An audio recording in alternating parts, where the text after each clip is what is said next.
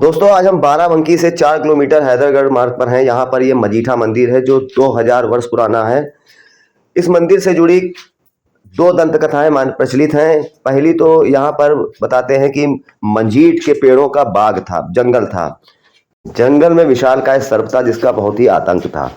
लोगों में त्राही त्राही मची रहती थी इसके भय से। 2000 साल पहले की ये बात है। उस समय गौतम बुद्ध इधर से गुजरे। भगवान गौतम बुद्ध ने जो है से लोगों ने बताया कि यहाँ पर एक सर्प का आतंक है जिससे हम लोग को बहुत दिक्कतें हैं, कि भय बना रहता है, जान का जोखिम है, जीवों को जान का जोखिम रहता है। तो वहाँ पर उन्होंने पहुँचे, उस सर्प से विनती की, जिसके बाद उन्होंने वहाँ पर बताया कि फला फला प्रसाद चढ़ा करके इनको जो है यहाँ पर शांत किया जाता है। आज के समय भी बताते हैं कि गुरु पूर्णिमा के दिन सर्पदेव एक बार दर्शन अवश्य देते हैं जो बहुत ही भाग्यशाली हो। इस मेले का आज से शुभारंभ हो गया। 2 महीने का श्रावण मास है जिसका उद्घाटन सांसद द्वारा किया गया। देख रहे हैं मेले में सांसद, पूर्व विधायक शरद अवस्थी, पूर्व विधायक एवं सांसद बैजनाथ रावत आदि भाजपा नेता वहां मौजूद रहे। ये मेला कम से कम 1 किलोमीटर रेंज में लगा हुआ है। तरह तरह की यहाँ पर दुकानें आई हुई हैं। बहुत तरह के झूले आदि यहाँ पर आपको देखने को मिलेंगे। अभी आपको हम परिसर में ले चलेंगे जहां पर आपको देखने को मिलेगा कि मेला अपना भव्य रूप ले चुका है। पुलिस की तरफ से भी चाक चौबंद व्यवस्था है। सड़क से लेकर के मेले के अंदर तक बीच में भी आपको पुलिस देखने को मिलेगी। बीच में चौकी भी वहां पर बनवाई गई। उद्घाटन के बाद, सांसद द्वारा उद्घाटन किए जाने के बाद यहाँ पर काफी भीड़ देखने को मिली। श्रद्धालु यहाँ पर पहुंचने लगे थे। रविवार की शाम को 8:21 से आषाढ़ शुक्ल की पूर्णिमा की तिथि प्रारंभ हो गई थी, जो सोमवार 3 जुलाई की शाम 5:08 तक रहेगी, जिसके बाद श्रावण मास शुरू हो जाएगा जो 2 महीने रहेगा, 31 अगस्त तक। आइए मेले परिसर में आपको ले चलते हैं। आपने देखा होगा कई तरह की यहाँ दुकानें लगी हुई हैं। इसके बाद वहाँ पर दूध और कुल्हिया वगैरह, जिसमें वहाँ पर नागदेव को प्रसन्न करने के लिए, अपनी मुरादें मांगने के लिए लोग यहाँ पर जो है चढ़ाते हैं, वह भी दुकानें लगी हुई थी। फूल फूल वगैरह भी बिक रहे थे। पुरानी मान्यता है कि गुरु पूर्णिमा की रात को यहाँ बहुत ही बड़ी संख्या में भक्त पूजा अर्चना के लिए आते हैं। ये परिसर में हम पहुंच चुके हैं। आज भी दोपहर से ही भक्त यहाँ पहुंचने लगे थे। गुरु पूर्णिमा का मजीठा मंदिर से तो नाता है ही, गौतम बुद्ध का भी नाता है। इस तरह से गुरु पूर्णिमा के और भी बहुत से पुरानी कथाएं हैं। जैसे कि आज के दिन महर्षि वेद व्यास जी थे, जिनके द्वारा 4 वेद लिखे गए थे, उनका जन्म हुआ था। 4 वेद, ऋग्वेद, सामवेद, यजुर्वेद, अथर्ववेद। अब आप देख रहे हैं कि यहाँ के महंत जी का इनका यहाँ पर प्रतिमा यहाँ पर स्थापित है। अब आपको एक और रोचक तथ्य बता दें कि प्राचीन समय में जब विद्यार्थी गुरु आश्रम में निःशुल्क शिक्षा ग्रहण करता था तो इसी दिन वो अपने गुरु को गुरु दक्षिणा देने की प्रथा थी। आपको इसके साथ साथ एक और दूसरे रोचक तथ्य के बारे में बताते हैं। यहाँ एक और कथा प्रचलित है कि यहाँ पर पहले मजीठ के पेड़ थे, मजीठ के पेड़ों का जंगल था, जिसके चलते इसका नाम धीरे धीरे प्रचलन में मजीठा आ गया। इतिहास में श्री नाग देवता मंदिर की महिमा बहुत ही बड़ी है। इसे शब्दों में जितनी प्रशंसा की जाए उतनी कम है।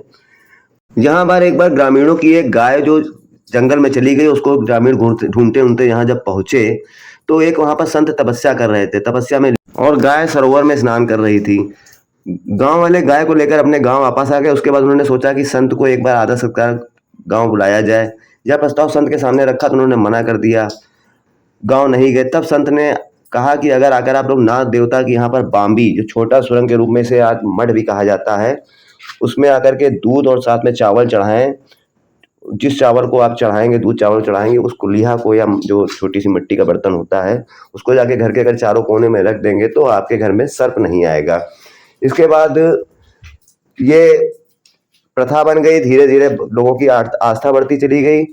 इस मंदिर में जो भी आता है उसकी सभी मुरादें पूरी होती हैं।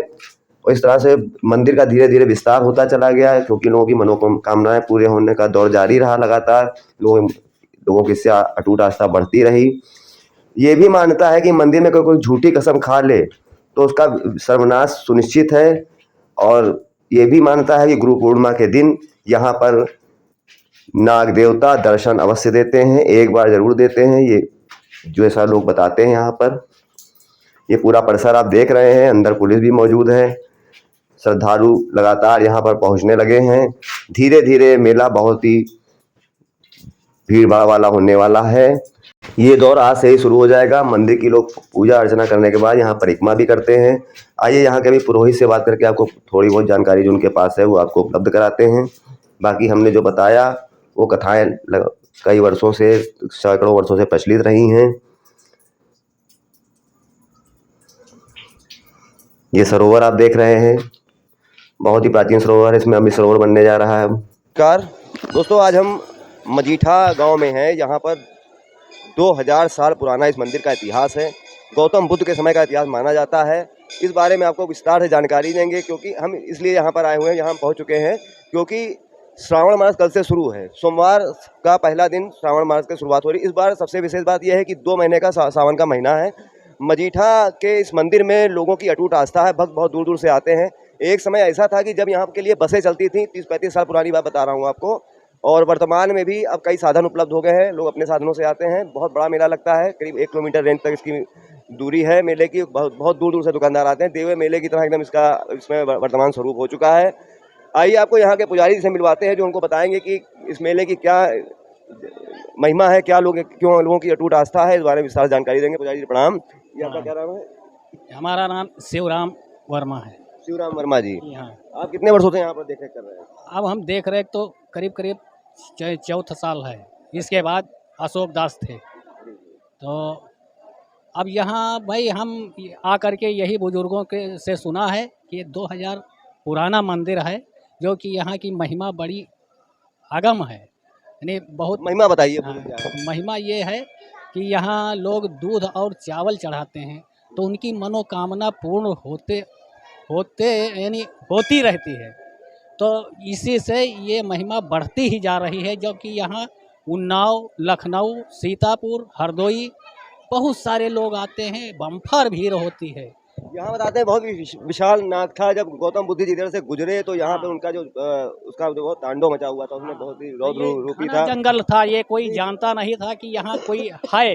तो यहाँ एक नागादास तपस्या करते थे, तो उन्हीं से ये चालो चलन। और यानी गौतम बुद्ध जी यहाँ इस गांव मजीठा गांव के किनारे से गुजरे, तो मजीठा गांव वालों ने उसको बताया कि महात्मा जी आप इस रास्ते से न जाइए, जंगल घना है और यहाँ सर्प नाग देवता काट लेते हैं तो ख़त्म हो जाता है।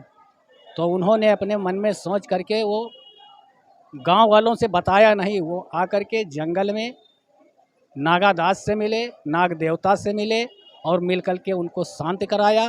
तब उन्होंने जा कर के गाँव में बताया कि वो शांत हम करवाए, लेकिन आप लोग दूध और चावल का सेवन करिएगा, आपको फलदायक होगा। तो उनको शांत रहने के लिए, खुश रखने के लिए लोग यहाँ पर दूध और चावल की जो है पुलिया चढ़ाते हैं। हाँ। और उसके बाद ये भी है कि जो उसको ले जाते हैं जब अपने घर पर, तो वहाँ पर सांप नहीं आता है। सांप नहीं, हाँ, तो सांप का मतलब ये एक प्रकार का प्रसाद है। जैसे कि आप मिठाई चढ़ाते हैं तो का सब नहीं चढ़ाते हैं, थोड़ा घर को वापस ले जाते हैं, है। तो उसी तरीके से जो है दूध आपने चढ़ा दिया, रह गया मलिया, तो वो मलिया पूजनीय होती है, क्योंकि देवता के ऊपर चढ़ी हुई हैं। तो देवता का उसमें आशीर्वाद होता है। आशीर्वाद होता है, प्रसाद स्वरूप है। हाँ, वही प्रसाद स्वरूप है। तो घर में लोग ले जाते हैं, सुरक्षित रखते हैं। जहाँ पूजा पाठ करते हैं वहीं पर रख देते हैं। तो साथ में ये भी पूजनीय है, तो पूजा जाता है, लोगों को फलदायक भी होता है। अंदर तक चलते हैं। इनकी जो ये बाम्बी बोला जाता है, क्या बोला जाता है? हाँ, पहले ये कच्चा था तो बाम्बी यानी कुआं टाइप में था। हम लोग छोटे बार आते थे तो पिंजड़ा ऐसे बना तो लोग हाँ, तो तब ये एकदम कच्चा बना हुआ था। तो इनकी महिमा जब बढ़ती गई तो एक छोटा सा भी मंदिर बना। उसके बाद और आजमगढ़ के एक महाशय, उनके औलाद नहीं थी, तो उन्होंने यहाँ प्रार्थना किया, उनके औलाद भी हो गई। तो उन्होंने एक विशाल मंदिर के ऊपर भी मंदिर बनवा दिया, जो कि उनके औलाद होने के 5 साल बाद। आइए अंदर दिखाई चल के कहाँ पर कैसे करते हैं, पूजा करते हैं, क्या चढ़ाते हैं।